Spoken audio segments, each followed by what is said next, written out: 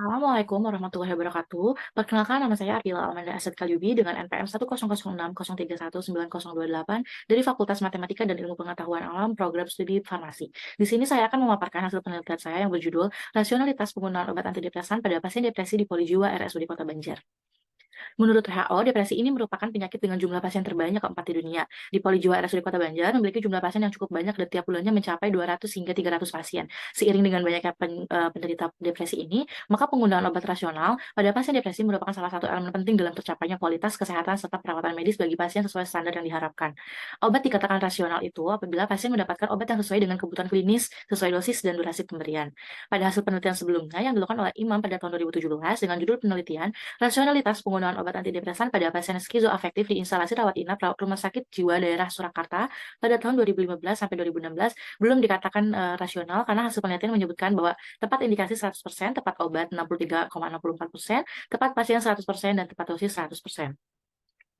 Rumusan masalah dari penelitian saya itu bagaimana kerasional penggunaan obat antidepresan pada pasien depresi rawat jalan di Polijiwa RSUD Kota Banjar periode Oktober hingga Desember 2022.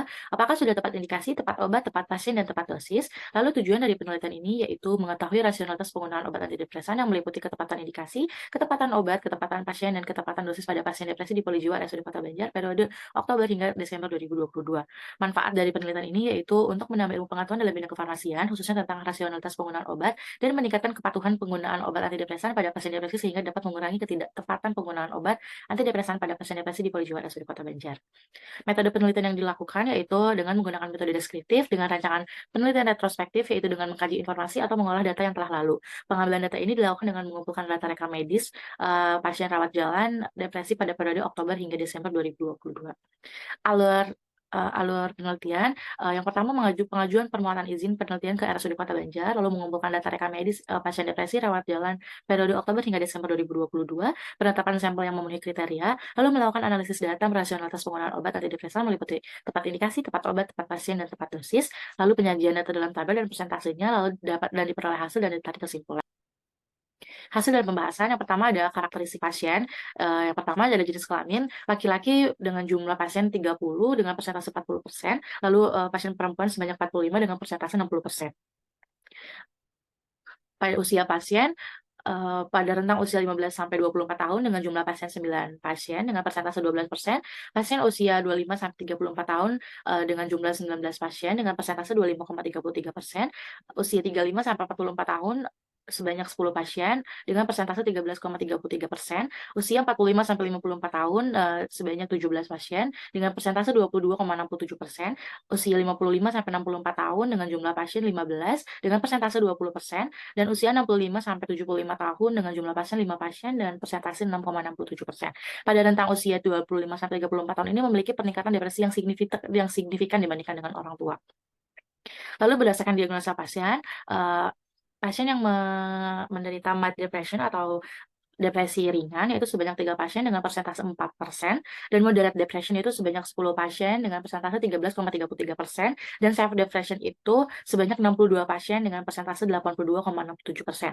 Salah satu faktor yang menyebabkan depresi ini yaitu usia pada usia dewasa muda lebih umum terjadi daripada usia tua. Hal ini sesuai dengan data karakteristik berdasarkan usia yaitu pada pasien rentang usia dewasa muda paling banyak yaitu 24 sampai 35 tahun.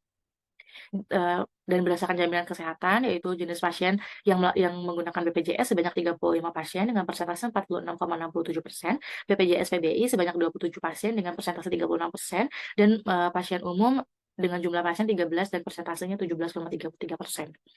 Lalu penggunaan obatnya di sini ada golongan obat SSRI dan trisiklik. SSRI yang digunakan yaitu sertralin dengan nama dagang Zoloft sebanyak 16 pasien dengan persentase 21,33%, dan dan yang menggunakan obat amitriptilin ini sebanyak 59 pasien dengan persentase 78,67%. Kombinasi obat yang digunakan yaitu ada menggunakan antipsikotik dan antikolinergik.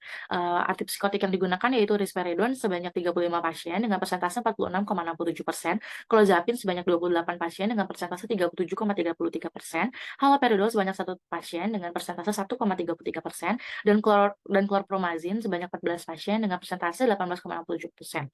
Lalu yang menggunakan antikolinergik dengan nama generik trihexyphenidyl dengan jumlah pasien 14 pasien dan persentasenya 18,67%.